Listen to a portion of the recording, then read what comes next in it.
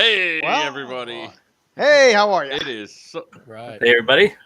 it is Sunday. It is our new special edition stuff that we seem to be doing on this channel, at least. But this is all going to be the Moondog Show, and we're going to be talking about Bad Blood 2022, an event I'm really excited for. So, with that being said, I'm Joker from Players Wanted. With me is the man above, the man that gets all the cool stuff to show off, Moondog from Moondog Industries. Over How's it going, there everybody?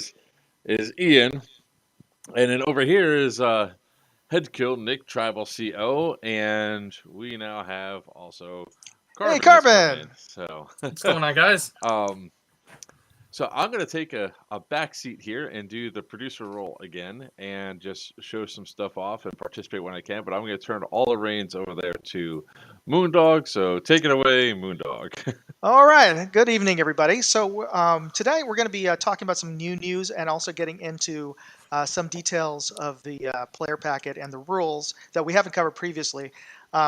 If you haven't seen definitely check out our past live streams because we cover a lot of the sort of the basics of what the game is about. So if you want a sort of overview of your objectives and what makes this game different, I won't rehash and retread a lot of that because I think the opportunity tonight is to get into some other details that are also very important. So definitely rewatch that live stream and be sure to stay tuned till the end of this live stream for details on that Baldur Pro R OLite giveaway. So just wanted to start off with some news about how we're doing so far. Get on and pick up your tickets soon because for those of you who didn't know, General Greens is already completely sold out. Black shirts are almost sold out. We're getting very, very close. I would say the last time, in fact, the previous time when I was saying that General Greens was going to be selling out soon, then the very next morning, I find out it was already sold out. So that's definitely, if you want to get on black shirts, get on it really soon. Deus Ex is not very far behind, so we have our CO for Deus Ex here, actually, Carbon, and not too far behind are Marxists. So we've got, I would say, maybe For the box. For the box, we've got about 50 tickets or thereabouts. A little 50 to 60 tickets left on that, so get on that. And which brings up a good question. What do you do when your team is completely sold out? And I have to say this for those of you who've never come to Bad Blood. Once our tickets are sold out, we're sold out. We're not adding more tickets. It's just because we've already pre-booked the venue for a certain number of people, and we can't add more. And that's just the way it is. It's always been like that. So don't ask for, hey, I need some extra tickets. My friend wants to come. You should have bought your tickets. But I don't want to leave you totally out on the lurch. What usually happens is that there are folks who get booked at work and can't come, and it just regularly happens. Check the Facebook pages for that particular team, or in Bad Blood General Series Facebook page. And people are always selling tickets. Now, I have no control over this. Caveat emptor. I've already heard some folks are trying to scam other folks for tickets who actually don't have tickets. So just be careful out there. But the other way is that people who can't go, I tell them either try to sell them to folks who want to go or get a refund from EVIC. EVIC will refund it up to the day of the event. So if you can't go, just refund it to EVIC, which is another good thing because about a week or two before the actual event, EVIC will release, even though it says sold out, and there's no guarantee of this, they will re-release any tickets that they have refunded, and people have refunds and sold their tickets back to them. They will have those available tickets put up, but I don't know when they're going to do that. But it has happened in the past, and I can try to get some more details. I'll update you on another live stream. But those are the usual ways people have either gotten in for a team. Of course, the third way is join another team. Get all of your other. It's happened. So get your team to put on another different camo and join another team. So If I could interject one thing, when it comes yeah, down to if you guys are buying tickets and selling tickets, make sure it's done through. Try to use PayPal as the most secure way, and even though there's a fee involved, do not do it as friends and family, because friends and family, if it is a scam, you're not getting your money back. But if it's for goods and oh, good services, point. you'll get your money back. Yeah, we had to deal with that with Syndicate 2. A couple of guys got screwed over. I mean, we Ooh. made it right by them, but yeah, there was just a big eye opener for anybody that's buying. And this goes for any event. If you're buying it, PayPal's the most secure, and then doing it as goods and services. That's really So good information. I didn't know that either. So thank you there, Joker. All right, so we've got tickets are quickly selling out, so get them now. Like I said, there's really no risk if you buy your ticket and you can't go, because you can, at least go to Evic and get a refund and send those tickets back. Also, I just want to add for those of you who didn't know, we're going to have a little bit of a change in the end of day activities. Check the previous live stream, but the net of it is we're not going to have a big pause at the end of the day. We're just going to keep on playing up until just about 5 o'clock, and that's where we usually cut it around 4:35, depending on how hot it is. Sometimes a little bit earlier if it gets really hot. But then we'll have our raffle, which you definitely don't want to miss. And so the other big news, and it's staring us right in the face right now. Actually, it's right behind Ian. We've got new sample boxes. We're going to be swapping out our old ammo boxes for, if Ian, if you would do the honors. Dang it. as you drops 5 of them. Yeah. So we have red coolers. Should be easier to find, and I big quotes on that, depending on how crafty the tribals are. And I think Headco, how crafty do you want the tribals to be? We'll figure it out day of. Okay. It'll be hidden in plain sight usually, but you might have to look around a bit to get them. So one of the reasons we wanted to do this is because it's also more realistic, so to speak, because blood samples and organs are transported in those coolers. Is now a time I can show that video? Because I've been waiting to show this video. It is kind of hilarious. Go ahead. When it goes with interacting with tribals. You can, of course, search for it. But if you got deep pockets, you just might want to try this. You get a birthday blowy? Green ammo can. That's oh, your finger in here? No, you got it right here. Oh, that's my fucking liking. Yeah, no, I'll tell you where it is. Where is it? See those tires left? Yeah. Ammo can! Tommy! That's one way to get your sample. So it's not. I think he paid hard. too high of a price. Yeah. So for those of you who didn't quite get what was going on there, the Marxists were trading grenades for information as to where exactly the sample box. They knew they were close, but that's pretty high grass, so it can be hard to find. Overpaid. One grenade would have been enough, not like 3 that he How gave many? him. You gave him It was 3? 3. They already Wow. had passed off 2, and then he brought out another one out of his pouch, and you can see the head shake just a little bit. I was like, tribals need love too. So I wanted to just also welcome Liam. He joined us in mid talk. So, hey there, Liam. Look, guys. Moondog, are you able to see chat, or do you need me just to point out stuff when it comes up? On my screen, I'm not seeing chat. So if you wouldn't mind putting. There was like I don't know who Facebook user is. I don't know which groups it's a part of, but it's Moondog. Please tell me the spawns are better than last year. It was insane in spawn trapping. Oh, and we've already addressed that in previous live streams. Yeah. So the embeds are definitely going to be aware of what happened last year, and so we'll be able to deal with that. They'll definitely be more mindful of that. So as soon as if there's where depending on where you are, you may discover it first. So definitely contact your embeds, and they will work things out to move the embeds or any players that are either spawn camping or when the triages are too close to each other. So we're mindful of that problem from last year, and we're going to address that this year. We actually had that part of one of the first couple of live streams that we had for Bad Blood, where we really talked in depth about the shifting of those spawns, so you wouldn't have a problem. And we're gonna nothing's perfect, but we adapt. Speaking of rules, though, when we're talking about that, we've got we've got some important rules Thanks, Smurf. that we wanted to get into. One of the first thing, some new news that that Sonic, that Ian brought up. Well, let's talk about radios.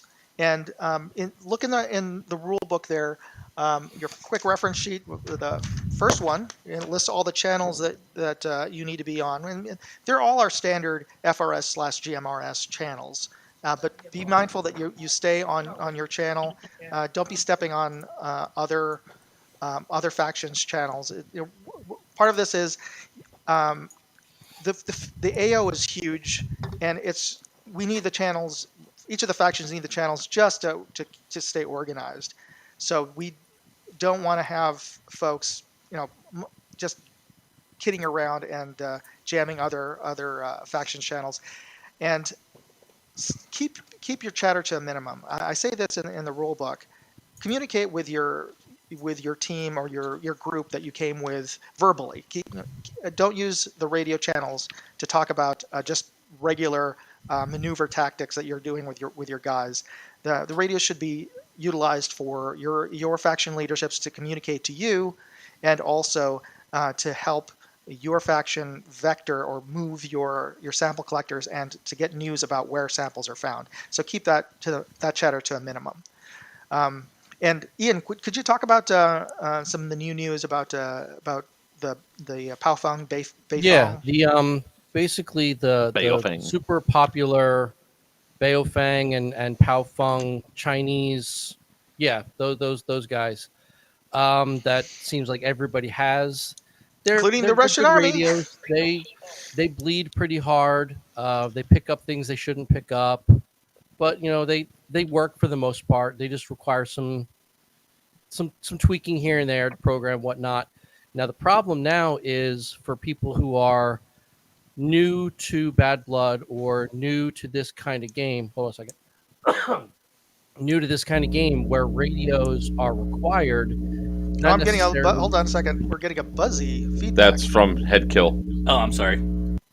Okay. Where the radio is required for emergencies and for basic direction, things like that. The newest iterations of the popular UV5R that Joker just held up and the UV82, my personal favorite, have been restricted to no longer work on the FRS, GMRS channels that we use for Bad Blood. So if you've got one of those radios already, great.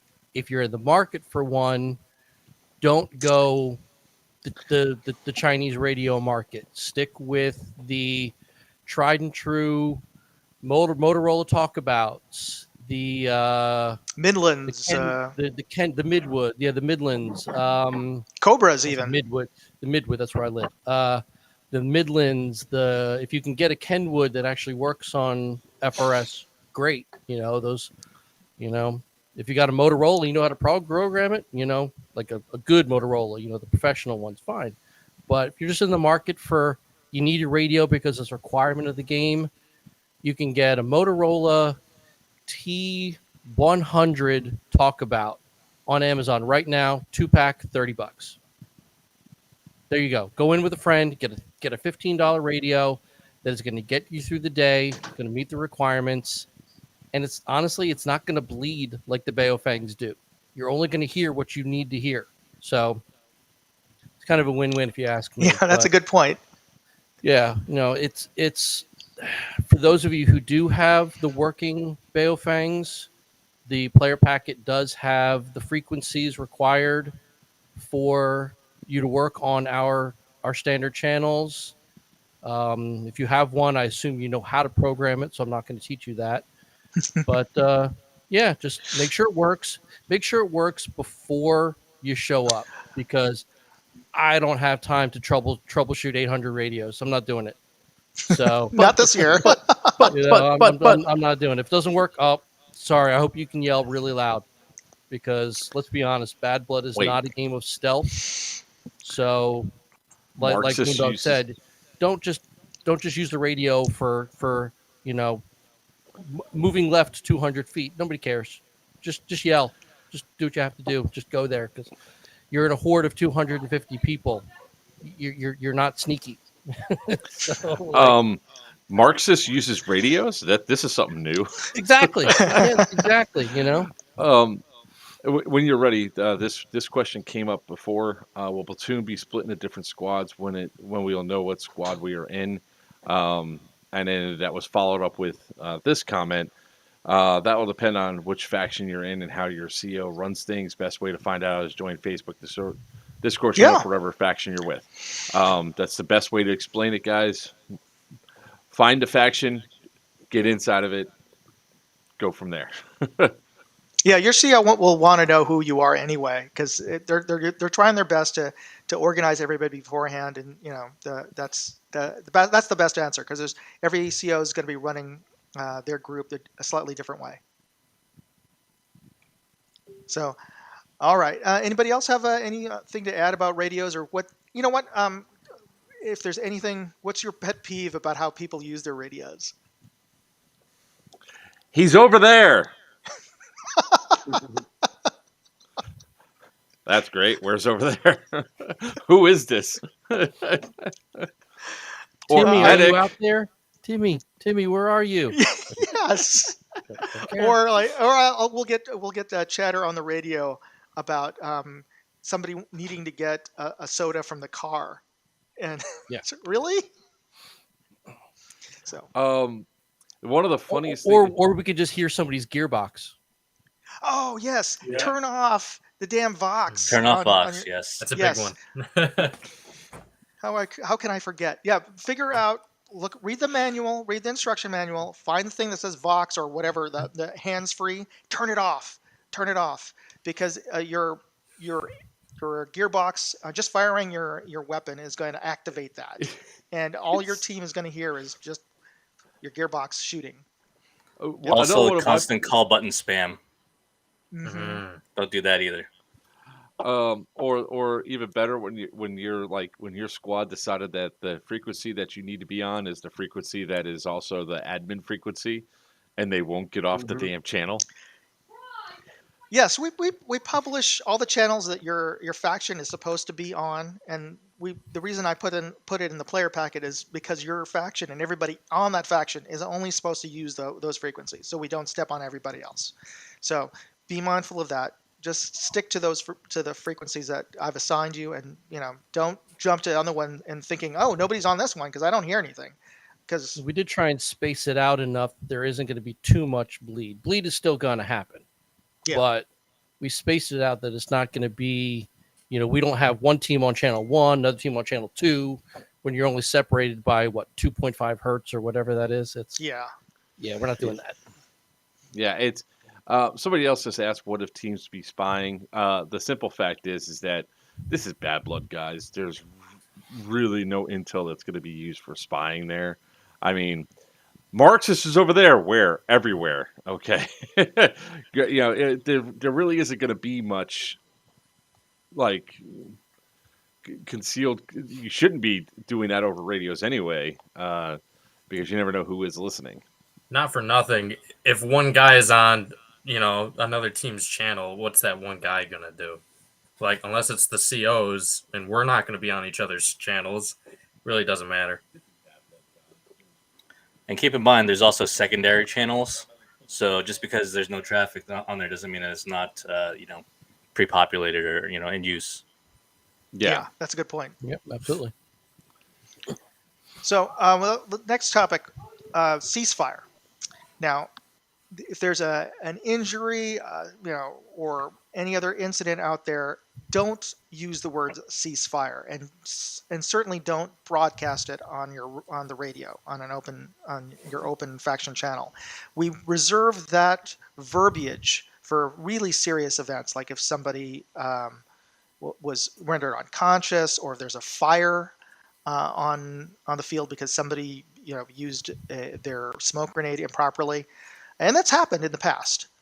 But when we announce ceasefire, or when I announce ceasefire on the radio, it's for something serious, and it applies to everybody in the field. So we don't want you to stop the entire game for everybody. So don't say ceasefire. If you have an injury, somebody sprains an ankle, and it's happened, or a heat stroke, call it in. Call blind man in your general area. Get an embed. Get your embed on your radio and tell them what's going on, and the embed will contact me on the staff frequency, and we'll get the EMR emergency staff to come out there with a quad and do first aid or what needs to get done. But your first thing you need to do if there's an issue on the field around you is just call blind man. Everybody knows what that means. Usually it's only reserved for your goggle getting knocked off, but you can use it for any sort of physical emergency on the field, and people will know to be mindful not to shoot in your general direction, and get your embed on the radio. Anybody else have anything to add about emergencies on the field? I think the incident we had last year is a good example of the player who was rendered unconscious. We didn't stop the game. We cordoned off his area, made sure that the radio traffic went out to avoid this area. There's a real world emergency.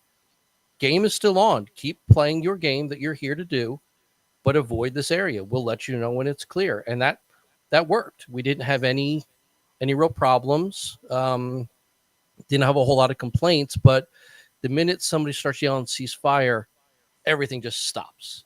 Yeah, and the whole field. Trying to get word back on what's really happening, because just people just make up stuff, and we if we have to just block off an area, like last year when we had to block off and bring an ambulance in. Yeah, the Tipping Town for a while, everyone seemed to be respectful of that, and they just went to parts of the field that didn't require them to cross through there, and it worked. And EMS got in, they treated the gentleman, they got him out, and we said, okay, we're open for business, and it worked. So just pay attention to what people are telling you. Don't just assume you know something that you don't know, because we'll tell you what needs to be done, and continue playing your game until you're told not to. That brings up what's the next question here? Will the game start at the designated start time? I know Whiskey had trouble trying to get confirmation on that. Yes, we have, in general. I can't say for last year. We usually start on time, unless there is. In one case, I could not get a confirmation from all of the COs, because I want to make sure that there isn't some sort of emergency. So one of the COs couldn't hear me on the radio. But in general, we start the game on time. So yes, that's our plan. But getting back to emergencies, were there any? Let me put this out there. What safety rules do you think that we need to address or strengthen? Were there any safety concerns from last year from any of you guys? Nobody? Really? Oh, Joker, I think you're muted. Oh, is that better? Okay. I was wondering why you started asking the question when I did it. Sorry, I was yelling at the boy. Yeah, I watched the safety thing go down, where the guy fell down and you guys had to pull the people out, and you guys just cordoned off around and everything else. And I think on a whole, there really wasn't many problems that we had. I mean, with the embedded refs everywhere, if anybody had a problem, it was addressed rather quickly. So, I mean, at least you didn't have like a bushfire start like we did. Yeah. Let's go back 2 years then. Okay, because last year we just had the one big incident. Let's go back 2 years. A player and I'm going somewhere with this. A player got injured on a rather remote part of the field and literally fell down a ravine. Oh yeah, I remember that. So in your player packet is a map. I know very few of us are professional map readers, but there is a map in there. Get at least acquainted with how to read the grids and the map, because all we knew was this guy went down on this road and rolled down a ravine. I know the field pretty well. I kind of knew where he was. Um, so we were able to find him and get him out, but he was hurt bad, and it took us a little while to get to him. And there was too many rubberneckers. So if you don't know the guy and you're not trained EMS EMT who has not made yourself known to the EMR staff, go away, get out of the way, let professionals do their job. But yeah, just make sure you have at least a basic understanding of where you are on the field, because God forbid you fall down a hole. You got to get on your radio. We need to be able to hear from you, and we need to find you. So if you said I'm near the big bush, really, come on, Or the tree. tree. Oh, I'm by the brown tree. I'm by the logs. That does not help. So just give us an idea. Even if you just have an idea, I was on this road. I was going downhill. I tripped. I fell. I hit my shoulder. Okay, I know what road you're on. You're going downhill, so I know which direction to go. We'll find you. Stay off the radios.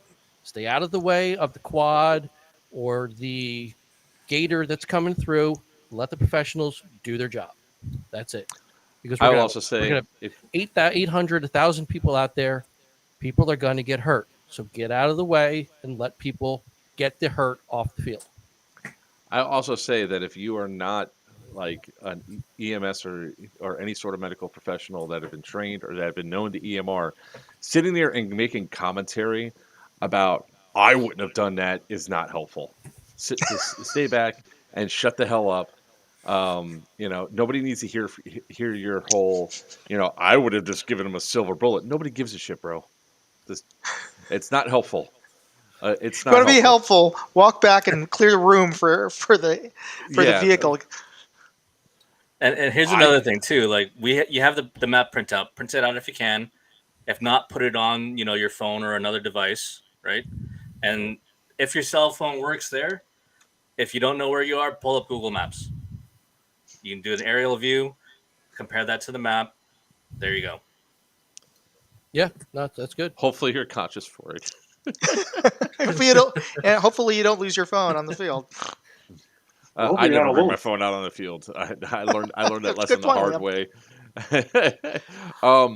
So a couple other things that came up here. Phantom, we'll get to you in a second because there's some other stuff that was on here. Let's see here. Where was it? Was it there? Oh, there should do some sort of skirmish to game where you capture Moondog and get some sort of prizes.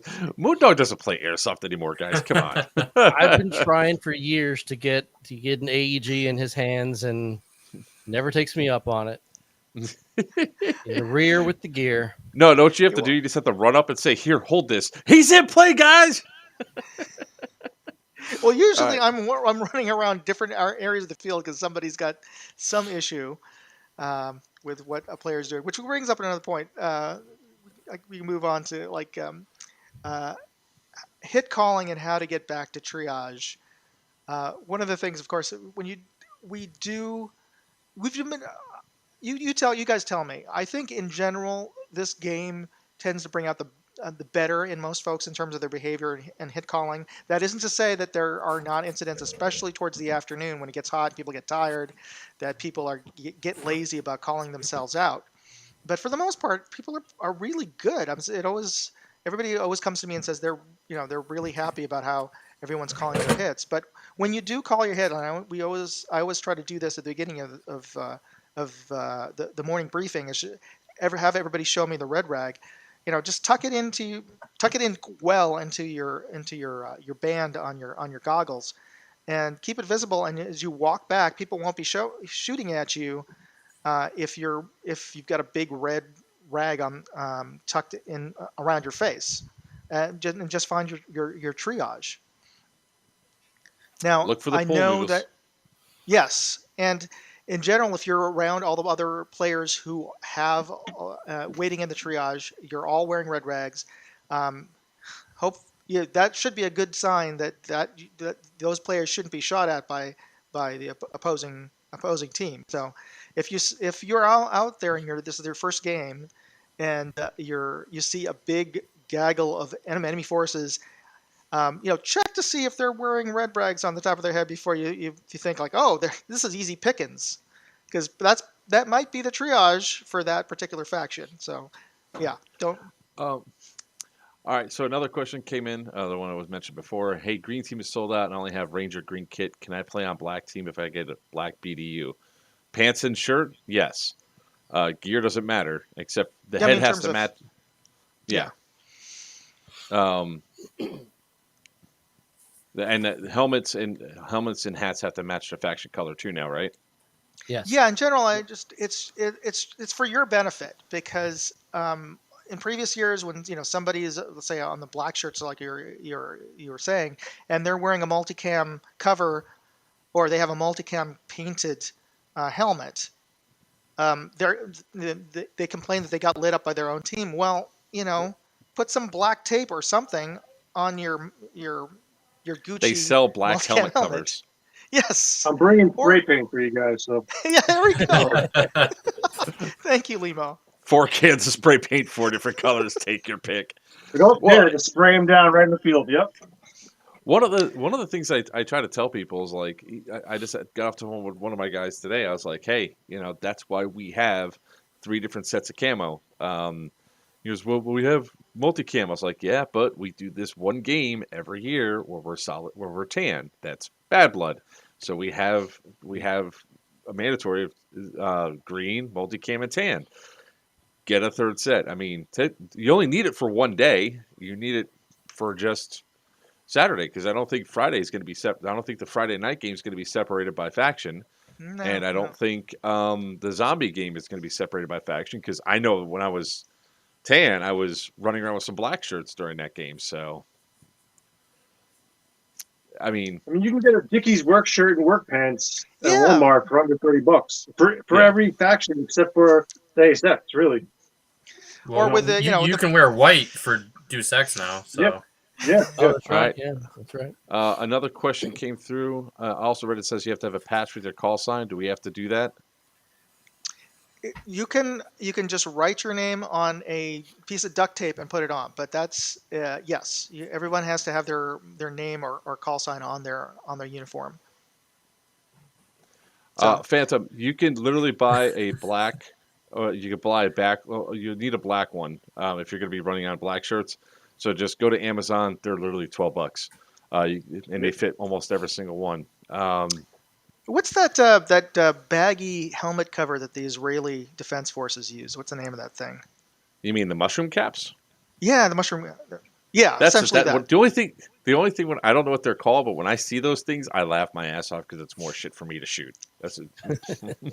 So, like I'm saying, it's like you could put anything over your helmet cover. It's still legit milsim, because if the IDF, which kicks ass, wears those, you can wear a black shopping bag on at the top of your head if you need to cover up your helmet cover. That's what I'm saying. All right. Okay, how dark will it be at on the night game Friday? If you start at dark, it's going to be pitch black. It's called a Mitzenfett. Yeah, I can't pronounce that. Thank you. I'm not even going to try. See, oh wait, so you could have said something, Nick, but no, I had to look like I have my Florida education. Thanks. That's what the host is for. Now the Friday game, it really all depends on when they get started and how long they go. Really, They generally try to get think- started before it gets pitch black. I think we talked last week. I think they want to try and get started by between 7 and 8. You know, like basically right as Chrono is shutting down. And they're going to go a good few hours, really. So it's going to be low light moving into no light quickly. Yeah, And because we have the the tree castle line's for pretty that, high. right? Yeah, that's what I hear. Yes, castle and surrounding village area, I believe. It's gonna be like So a the castle itself is going to CCTV be dark when thing. you're inside there. So Oh yeah, it's dark at 2 in the afternoon in there. Yeah. I guess one of your relatives is commenting on here. Thomas It's Delamundo. Tomas, yeah. What? Saying this is cool. Your Yeah, like- your Your Sprog is son having looks fun. like he's, watching. That's Sock One. So that's great. So I'm glad he's tuning in to his dad's live stream. Okay. Remember, ladies and gentlemen, boys and girls, if you have not already done it, smash that like, follow, and share button to share all the information wherever you're watching this. Thank you. Good point. All right, so iPro. Here's the next question. For those of you, I don't know why people still ask, are shooting glasses allowed? No, they never have in the 20 years I've been playing airsoft. So maybe in your backyard or your local small field, they're very lackadaisical about that. You know, aside from the fact that I make defog spray that Evic sells, there are ways to get around fogging. The best way, of course, is to use Moondog defog along with a fan. But nothing is absolutely 100% perfect. Selfless plug here. Moondog Yes. defog. In general, mesh masks are definitely helpful because any kind of shamog or face covering is just going to keep. Well, everyone's had to You're wear. talking about lower mesh, right? Not iPro. Yes. Yeah. Okay. Yeah, I see people ask about the mesh goggles pretty often, and I'm like, do not buy those. Nope. No, I made the mistake when I first started playing airsoft. I got mesh goggles, and it's fine until you finally get hit in the goggles, and then the BB breaks and sprays your eye with broken pieces, and that was not fun. So, yeah, I know this firsthand. Yeah. Can I add another one that should be banned? These rect goggles. They actually say rect on the side. It's crap. They're inexpensive. They're definitely not full seal. Actually, they do have a gasket. They do. Okay. They do. But these ones definitely aren't full seal, and this is the reason why they shouldn't be allowed. They were originally sold. Supposedly they're ANSI rated, but this is the second pair that I seen where the lens gets hit and it pops out. It happened to pop out when I was getting under sustained fire from an LMG, and luckily I was able to get. I was like, I was full on run and everything else. Luckily, everybody was able to swarm, and I didn't get actually hit in the eye. Okay, the so entire lens has popped. So these, if you have these wrecked glasses, and you'll probably recognize the logo that's right there, guys. If you have these glasses, first off, you're going to want to toss them in the garbage and never use them because they just don't work that well. But we should also say no to these. Now You've got plenty of time now to get yourself a quality pair of goggles, low profile, with a fan, something that'll fit an EX fog unit, whatever.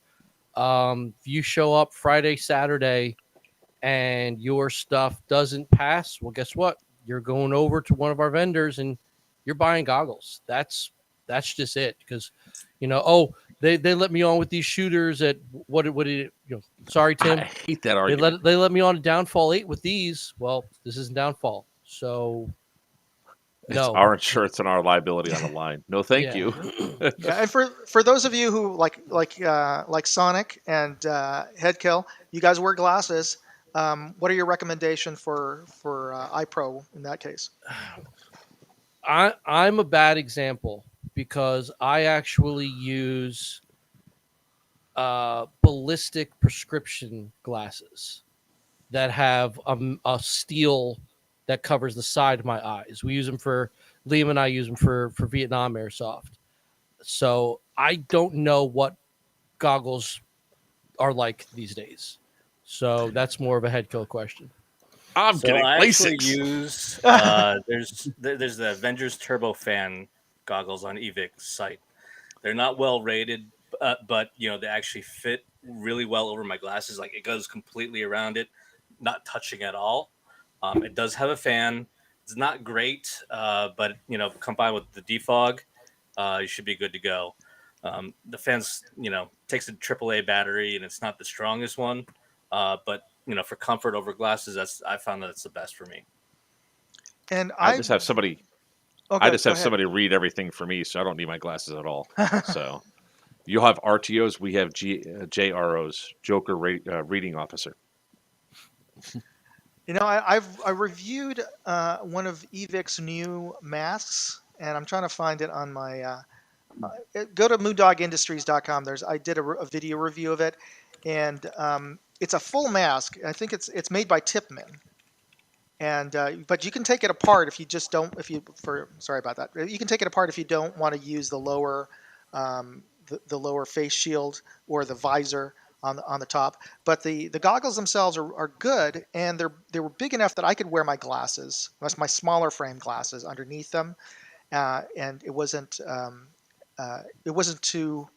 It had enough room that I could wear my glasses underneath them. But the face mask wasn't bad either. It's I think they're basically JT, a repurposed JT goggles, and it was a mesh lower, so you could.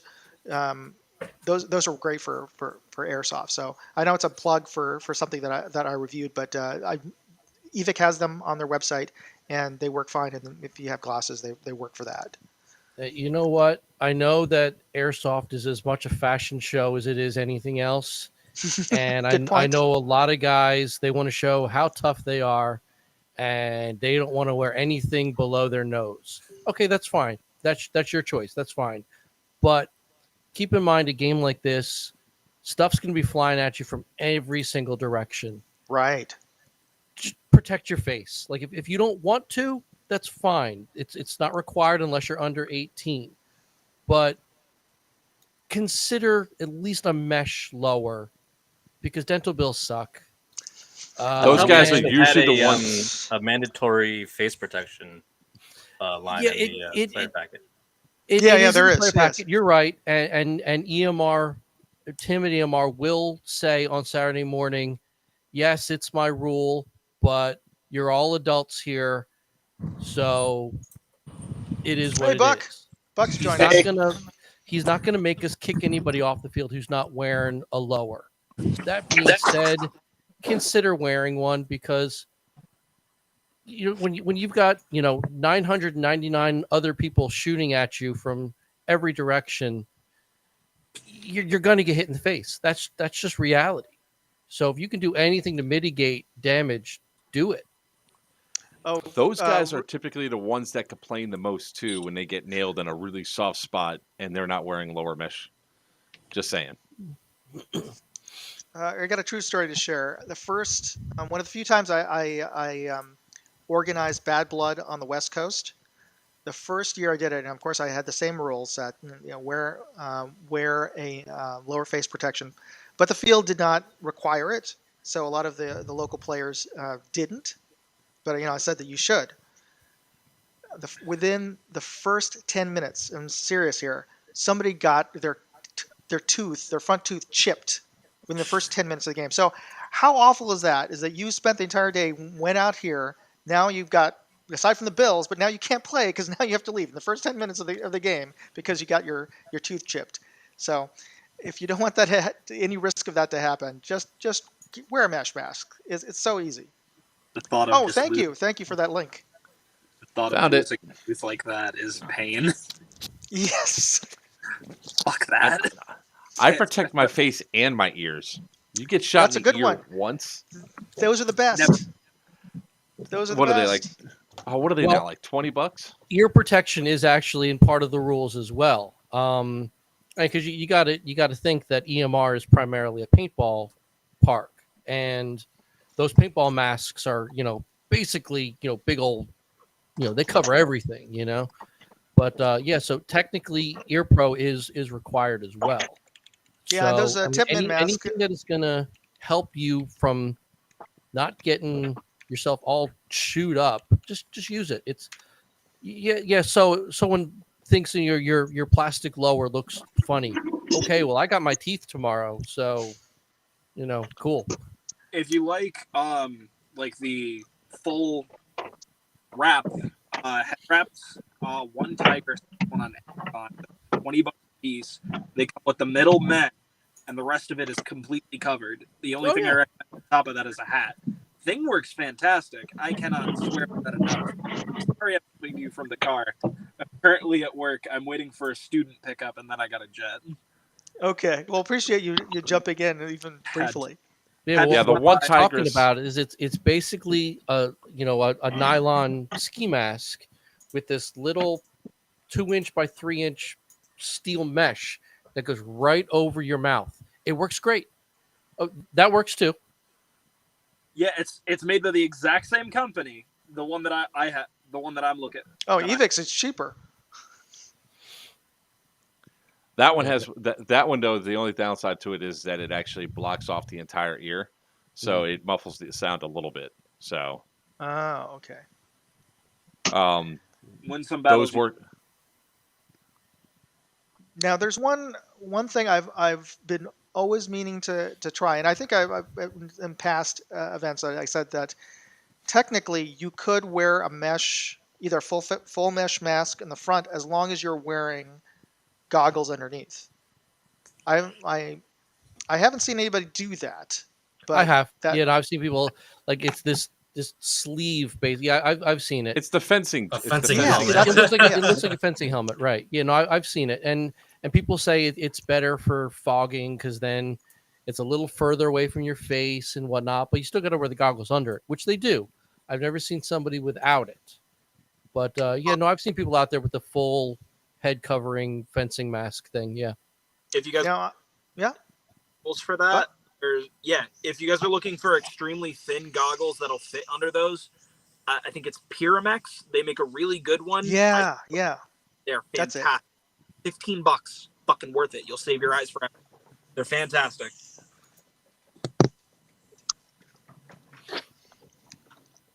Now, okay, which ones are those, Joker? Pyramex. Yeah. Okay, they're that's great. it. Okay. And you look cool. Just look at Joker. I almost need it for the light that's in my face tonight. Oh, man, these are dusty as hell. Go show how many times I use them. Play out of play. I'll confirm this with Timmy, but usually he puts out yellow tape as the boundary lines. Usually he'll pull down all the other boundary lines in the smaller within the field and just put up boundary lines for our event. So I'll confirm that that's the case. But if you see yellow tape, that's for this game, then that means that that is the boundary for what's in play and what isn't. Of course, avoid Timmy's house, but that's also going to be out of bounds behind lots of yellow tape. You shoot Timmy's house, you never come back. Yes. Yes. No, that's very true. Forget about it. We saw that 2018. Someone did that. Yeah, sounds about right. Yeah, because he was railing about it 2019. Oh yeah. Rightfully so, though. That was absolutely valid. Anybody who tried to shoot through my windows,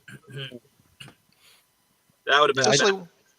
I don't think we've changed the map layout from last year. So that I guess old Tipman Town that's by Timmy's house, that's still out of play. Mm-hmm. The old castle, I forget what you call it. Castle War. Yeah, that's in play. It's in play, but I kind of steered people away from it last year because I scouted it out, and it was severely overgrown and had lots of gopher holes. Somebody was gonna break an ankle in there, so I kind of unofficially took it out. If Timmy's done any work to it and he's mowed it down and located the holes or whatnot, then yeah, that'll definitely be part of in play. Only problem is it's pretty close to his house, so that's one thing to keep in mind. Friday before the game. What's that? if you want to, I'll help you scout out Friday night before the game if you want. Oh yeah, oh absolutely. I tend to walk the field a couple times, just get acquainted with anything that's new, and if there's a, he puts new stuff up every once in a while, and what's just completely gnarly and chewed up. So. And that's brings up a good point. That's the reason why it's not a requirement, but I always strongly encourage everybody to wear high combat or hiking boots, at least over ankle high, because of what Ian just said. Gopher holes, and that is a very varied terrain on that field. So you can easily roll an ankle if you're just wearing low tops or sneakers or what have you. That's the reason why you want ankle support. If you're gonna, if you can, please don't wear sneakers. Yeah, the center and the west side of the map is all relatively flat, but the east side is hilly. It's jungly. It's a mess down there. So, please be careful in the valley. I really don't want to help carry someone out this year. We talked about that earlier. Yeah. Let's not have a repeat of that. So, all right, which another getting to the other most common injury, heat. So it gets, and we have no control over that. We were very lucky last year. It was very mild, relatively, but you know how summers get, and it's already been hot out your way, right? Yeah. So we don't know how hot it's going to be. Yeah. In the 90s the past 2 days here. Yeah, I was out in it. 95 where I'm sitting. So bring plenty of hydration. Bring a Camelback, or bring 2 canteens, or whatever you need to do. There is potable water back at the office at their store for the field, and of course you could always get more power drinks there. But generally, water's your best bet. You don't necessarily need to be chugging Gatorade or Powerade or G Fuel. I have another Water advice. Sucks. Gatorade. Monster and Bang is not hydration. It's the opposite of hydration. Please don't bang a 40 mic before you get on the field. So this Floridian here, what I always do before going out and playing is I mix a 50-50 mix of water and Powerade. So then that way I get the hydration and replace the electrolytes. But of course, I'm always playing, like right now, anytime I play, I'm in 95 degrees plus in an indoor field. So I know Camelbacks and whatnot are kind of the norm these days. For any of you old school guys who carry canteens, Pedialyte, little Pedialyte packets. Mm-hmm. Drop it in a canteen, hydrate, shake it up, you're good. And hydrate days before, not just the day before. Hydrate a few days before. Start chugging that water. Make sure you're nice and bloated, because you'll lose that water weight pretty quick out there. If it's anything like past Bad Bloods, I mean, I'm not going to overheat because that's my running weather. I'm looking around here, and I think I'm the only. Me and my little Florida crew will be fine. Everybody else might be. This sucks. Oh yeah. If you're not peeing on the field at least once, then you're not drinking enough water. No, that's very true. It's very true. Make sure you're in a corner so you don't take a beat in your. Well, yeah, definitely the weekend before. Start hitting the water hard. At least the weekend before. So speaking of which, a little tangent here. For those of you who've never been to the field, there are plenty of porta-johns there. So, and they're right by the chrono station. So, just in case you're wondering, you can get off the field and come back to the office is roughly center of our overall play area. Our overall play area is kind of like L-shaped, and the main office where there's the store and where the HQ for the staff is roughly in the center to every part of the field. So if you have to come back, it's you're going to be out of the game for 15 minutes, but we've got 5 hours a game, so come back. I encourage you bring your own toilet paper. and Sucks. and the real funny thing about that too, like we all laugh, we all chuckle, we all have a great time. But the porta potties that are over by the campsites, usually, I was just pulling that up, Ian. Usually, and I mean usually, get overloaded Friday night. So You don't understand how much airsofters shit. Especially well, when it's cooking that fucking chicken. And you know, you know. so registration's down here. So the porta potties are all going to be over here. Is what you're talking about, right, Bulldog? Moondog? Yeah. Sorry. Yeah, they're all right in that area, right in the small parking lot. Yeah. So the porta potties that are usually right here and right here, get to them early, and then after that they're about done. Now, for those of you who, again, for first timers, there is a small parking lot near the store. That's for drop-offs only. The main parking lot for all of the attendees is further up to the right of where the bunkhouses are. The open area to the north of the bunkhouses, actually, those are all the campsites. And they also have overflow parking directly south of where you've got the arrow there, the cursor there. That's where they have the overflow parking. It's a bit of a hike down that road to get to the barracks, but the bunkhouses. But that is where there is extra parking, and the staff over at EMR will direct you. Yeah, and it's with 800 to 1,000 people being there. If you guys are at hotels, carpool. If you guys are in the area, carpool. Ride with people to get to the site and all that. I'm sure that Timmy would appreciate it, but knowing just me trying to drive on site, it's last year we had like 750 people at Bad Blood, something like that. Mm-hmm. Yeah. 759. Oh, look at that. I guessed, and I was right. Plus or minus 10, that's great. With that many people, even when I was getting in early, it felt like I was late because of the people that were backed up and everything else. So, yeah. There's a little bit of a dirt road to get in. I mean, it's all dirt road, basically, once you get off of the highway. So just be mindful of which vehicle you're picking to get to the field. And low suspension's in trouble. Yeah. Don't take the left road. Go down the right road and then drive into the campsites. I learned that the hard way. Well, you got to be careful with that because that's where everybody's going to be massing. That's where the vendors are. That'll be blocked off relatively quickly to anyone but staff. So you're not gonna have a choice but to go through the bunkhouses. Yeah, the left road's rough, so if you have a lower vehicle, definitely be careful. Yeah, depending on the rain, that could be earlier in the year or even earlier that week. There could be some serious potholes. So just FYI.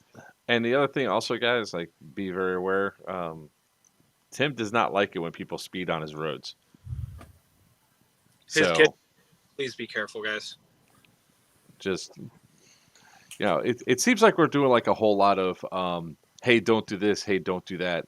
Why don't we talk about a lot of cool, positive stuff? I think we're all going to go out there and have a great time. It's looking like that this is going to be a sold-out event, so it's, I think, the first time since 2019 it's going to be sold out. Or we'll have back out to over 1,000 people on the field because is it 200 or 250 per side? 250, right? 250. Yeah. Yeah. And don't forget the tribals. That's what I'm saying. Yes. Like you have over 1,000 people that are going to be out there playing on the field, interacting, running around, doing stuff. Make sure you guys read the player packet. Make sure you listen to safety brief so that way people understand. No, it's 10 feet, not 15 feet. Where's my pool noodle? Well, maybe you should have paid attention to where it was to begin with. It's good. Just keep your head on a swivel, look around, and it's probably moved since the last time you were there. So, and there's going to be some great things that are going to be on the field. We're going to have more. We're going to have two food vendors there, so you don't definitely bring your food bring food with you to the event, or if you're for your campsite. But there's going to be at least two food trucks there.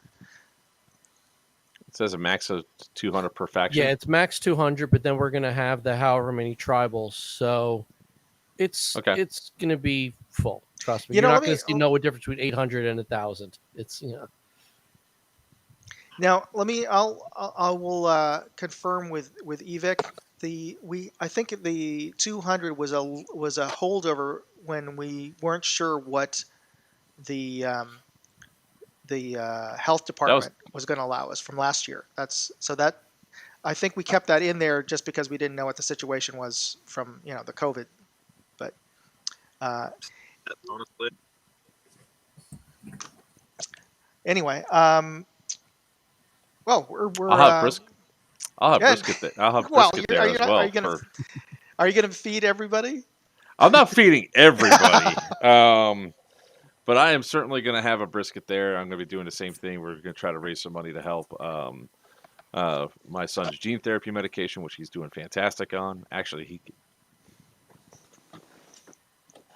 sorry, I always have to shut that door before I say anything. June 4th, Make-A-Wishes come through, and he's getting his action track chair. So he'll be the mini tank coming to an event soon. But yeah, it's actually a thing. It's actually coming. He'll have it June 4th. So we're super excited about it. Awesome. Nice. He still doesn't know about it. He doesn't even know that it's coming yet. He thinks it fell through again because we keep talking about supply chain issues and everything else. Because it could very well be. And no spoilers out there. Everybody watching this, no spoilers. Luckily he doesn't watch these streams because he finds them boring. He would much rather watch like what is it, Roblox crap or whatever. So I'm safe there. But yeah, we're having a big event on June 4th for him. News will be out, the whole 9 yards. But yeah, we will definitely be raffling off an airsoft gun, and we'll also be selling plates of the delicious brisket. For those of you that know, you know. For those that don't, you should know. Yes.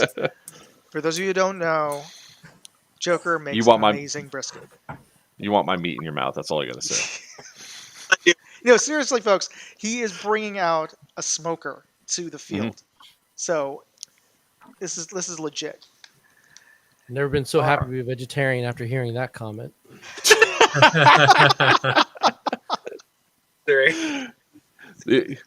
You know what? It's funny, and it's really even funnier when my 16-year-old daughter says that. You want my dad's meat in your mouth? It's like, oh, jeez, kid. Demonetized.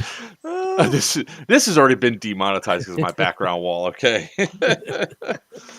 Let's check and see, shall we? What happened with Limo's feed? Oh boy. He's deep in the bush. He'll be back. Okay. All right. Phone's running out of batteries. Okay. That explains things. All right. I wanted to make sure I got everything. Sonic, did we cover everything that some of the things that we already covered? The only thing I wanted to cover really was 14, 15, 16, but we can leave that to next time. We talk about how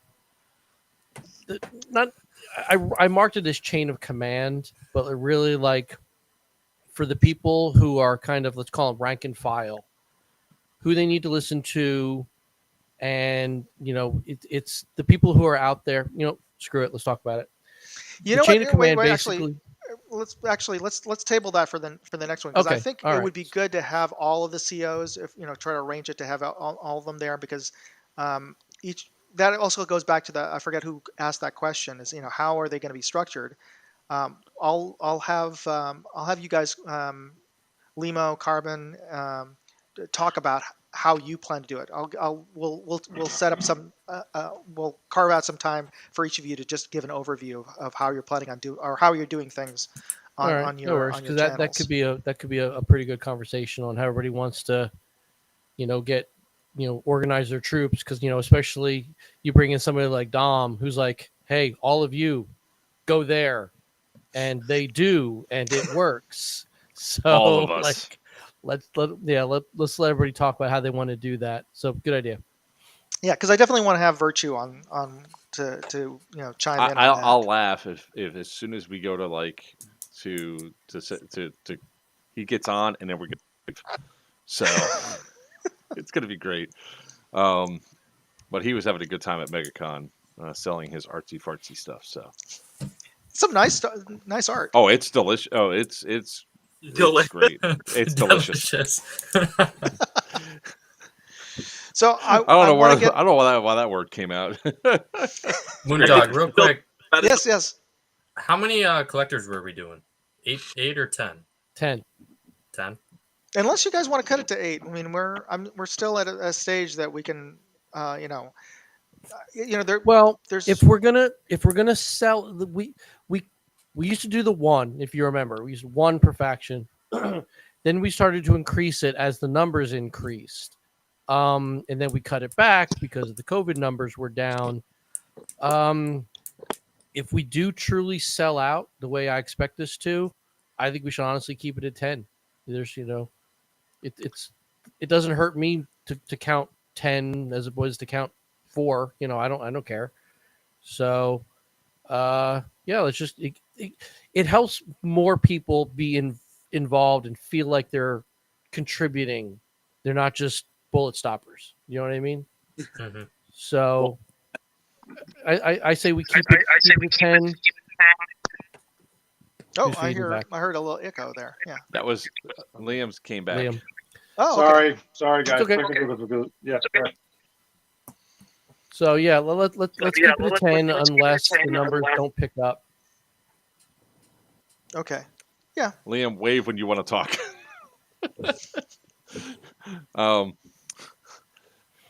Is Okay. I will. You know what? I will double check with George again. I've already talked to him about getting patches there. They had issues getting them to the field on time, but supply chain. But I will confirm that they'll have them on hand and send them ahead of time. Look at all those. But thanks for a reminder there. I'll put that. The EVIC royalty will be on site, so I'm gonna ask that everyone kind of limit your meet and greet selfies to after the game, because that just slows everything down. Let's get everybody on the field right after briefing, and we can actually get this thing started on time. Because the more people who are smoozing around, they want to get a photo with Matt and whoever else comes from EVIC.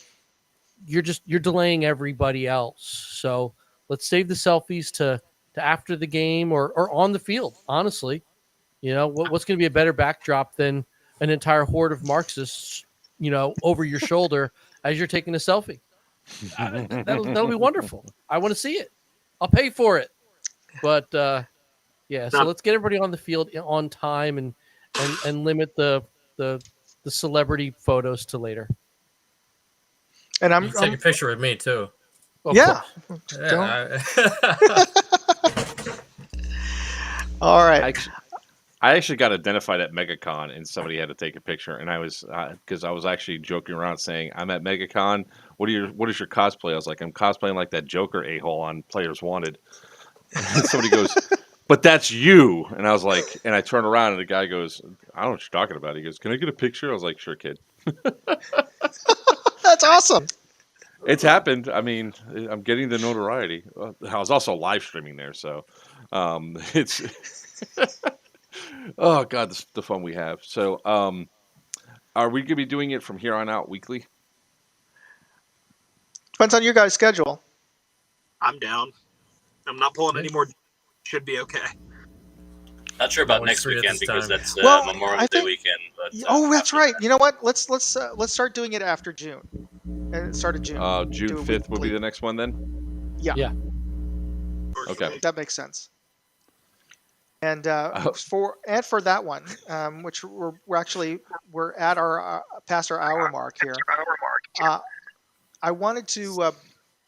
I got to bring up the promo that we're doing, but before then, I wanted, since it's timely, I wanted to ask you guys a question. What are your thoughts on the new M5? Now, if those of you who don't know, the U.S. Army has chosen a new rifle to replace the M16, which they haven't done in 50 years. It's and they've made it official that they're going to switch over to a whole new rifle, and more importantly, a whole Isn't it new technically ammo. the XM5 for Yes. now? Well, Yeah. actually, they said that it's transitioning. It's going to be the M5, right? Because it's no longer they're no longer in trials or experimental. They said that that's what they picked. Well, I'd Yeah. love to say it, honestly. I can't. I just want to try the round. You and I, Moondog, we might be able to at SHOT Show next year. But I mean, You it talking looks about the pretty good. polymer round? Well, No, this this is is a 6.8 caliber, or 6.8 yeah. millimeter. It's a Oh. brass and steel. This is the SIG. SIG won the contract. So this one's it's a bimetal round with steel in the. Looks like in they're the, at the still base. calling it the XM5 and the XM250, but yeah. I thought that they were trying to go to those. They were trying to go to a polymer shell. That was one Or of the that was in the competition. Who was making that one? Was that General Dynamics? I don't know, think but I it know a was- couple people that told me that they were playing around with those. They're testing and they're part of the testing group inside the military with that, and they said the amount of weight that was dropped was phenomenal. If the technology works, it'll be revolutionary. Well, that's one of the big issues with the new round and also the new rifle is it's what 2-3 pounds heavier, maybe more than an M16. So Seems that way. I mean that'll help with Um, the recoil, but I certainly wouldn't want to be humping that thing So I over think it's meant mountains to and be a hills. more long-range cartridge because apparently they spec the chambers on the XM5 to hold incredible pressures. Yeah, 80,000 psi. So Wow.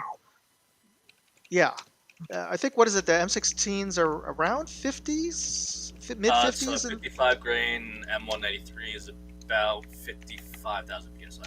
yeah. So this is a huge jump in pressure because they want that extra range as you mentioned because militaries always fight the last war. So this is all about getting the range because they were getting outranged in Afghanistan by the Taliban, who are typically they've got gravity working for them, and they're shooting SVDs or what have you. So the M4s they had a shorter barrel for one thing. They just didn't have the range to engage. and by the way, guys, just like that, demonetized. The video has now been demonetized. Awesome. Really, because of the discussion about the M5? It's fine. It's totally fine. If I did this for monetization, I would, I'd be concerned, but I'm really not. But yeah, it just flipped over. I was watching, and I kept hitting refresh to wait and see it happen, and then it did. I was like, "Yay!" Oh, that's great. The only thing I'm saying, it's like I haven't played with the rifle, haven't used it or anything else, so I really don't have an opinion on it. The only thing I've been waiting to do is to talk to people about, everybody's saying that we might enter into World War III. Does anybody else think Russian missiles are just not going to fire because of lack of maintenance? Or they're gonna. Did you see what happened? What over the weekend or Friday, where they RT was doing a live stream of their new mechanized mortar. Ukraine was watching the feed and blew it up. They're using unsecure. Oh my gosh! No, I didn't see that. Oh God, this has like been a complete lesson for every. I can tell you right now, every other military is sitting here like this, saying, "Okay, this is what we don't do. This is what we don't do. This is what we don't do." Because you probably have you probably have recruits in every army. So why don't we do that? Let's play this tape from the Ukraine war, shall we? Why don't we use cell towers? This is why. Why can't we just use our cell phone? Why can't we just use Google Maps in a war? Yeah, but Okay. it was bad. They had some journalist that showing the glorious new mechanized mortar system, and they fire off a round, and then the feed cuts, and you see Ukrainian drone showing the smoldering wreckage of the mortar. Oh my gosh. Oh god, it's great. Nothing like watching a superpower disintegrate on live TV. Ah, anyways, I think Anyways, we've. we're just, Wanna yeah, wrap I it up, think we'll just Moondog? wrap it up here. So for those of you who've stuck on this just to win the weapon light, I just want to give you the details of that. So Olight is going to be giving away a Balder Pro R, and this thing is crazy bright at 1350 lumens. Now, I've tested this. It is actually a little bit brighter than that, and it says so in the actual manual, the user manual. It's only that bright for about, I'd say about a minute, maybe a little less, and then the eternal cutoff switches to keep it from the LED from burning out. Bring it back to about 700-800 lumens, but still, that's still plenty bright. But just be aware that it's not going to be 1350 for the full hour or hour and a half of battery life. But the thing is pretty dang bright, and it's got a built-in laser. I've seen I've tried it out, and I've got it on my personal weapon for long-term testing. But Olight is going to be giving away one of these to a winner. Now, this is going to be a little bit of contest of skill. You've got to figure out for yourself how to navigate to Moondog R&D, which some of you might actually be watching this on, and hit the subscribe button on there, and then take a screenshot and email it to me. And there's a couple of other ways to enter, if you send me a screenshot of that, you get one entry. If you send me a screenshot of Joker's Players Wanted page, that's good enough for another entry. So I've got a complete list of all the ways that you can enter. Take a screenshot of all of those places, email it to olight@moondogindustries.com, and each of those is good enough for an entry. And Olight I'm going to randomize this. And Olight will be picking a winner at our next live stream, and I'll announce who won. So look at if Joker, if you could bring up that link to my blog page. Do you have that? Yes. 1 second. Okay. So go to the blog page. It has complete rules and eligibility requirements. The standard stuff. Void where prohibited. I don't know where you're watching this from. You have to be in the U.S. or Canada to win, but you don't have to make no purchase Canada. necessary. You don't have to buy tickets to Bad Blood to be eligible to win. But go to moondogindustries.com. It's right. There should be a link right on the homepage to the contest, and there's a complete list of all the possible ways you could send a screenshot to enter. And we'll be announcing it in 2 weeks who won this weapon light, and Olight will be sending it to you directly. So you have to even wait for me. So anyway, I want to thank. Do one better. What? Bam. There we go to the That's the direct link. OPBB 22 Olight giveaway. So go to that link. Go to their website. You'll see all the details of how you can enter and who's eligible and who's not eligible to enter. So unfortunately, none of the guys who are on this live feed. Sorry, COs. Sorry, Lima and Carbon. Sorry, Headkill. You're not eligible. I just work here. Everybody still eligible.